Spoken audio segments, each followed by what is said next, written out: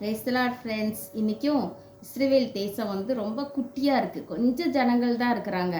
ஆனாலும் அவங்களுக்கு கர்த்தர் ஒரு வாக்கு பண்ணிட்டாங்க. அதனால தான் அவங்களால அவ்வளோ சாலிடாக அவ்வளோ ஸ்ட்ராங்காக நிலை நிற்க முடியுது ஃப்ரெண்ட்ஸ். சங்கீதம் 89:36, அவன் சந்ததி என்றென்றைக்கும் இருக்கும், அவன் சிங்காசனம் சூரியனைப் போல எனக்கு முன்பாக நிலை நிற்கும். ஆமாம் ஃப்ரெண்ட்ஸ், தாவீதை குறித்து ஆண்டவர் இந்த ஒரு நல்ல வாக்கை அவங்க வாக்கு பண்ணிட்டாங்க. அவனோட சந்ததி என்றைக்கும் இருக்கும், சிங்காசனம் சூரியனை போல எனக்கு முன்பாக நிலை நிற்கும் அப்படின்னு சொல்லியிருக்காங்க ஃப்ரெண்ட்ஸ். அந்த தாவீதோட சந்ததியில் அந்த ஜனங்களுக்கு என்றைக்குமே சிங்காசனம் கொடுக்கப்பட்டிருக்குது ஃப்ரெண்ட்ஸ். அதனால தான் அவங்க அசைக்கப்படாமல் இருக்கிறதுக்கு ஒரு காரணமாக இருக்குது.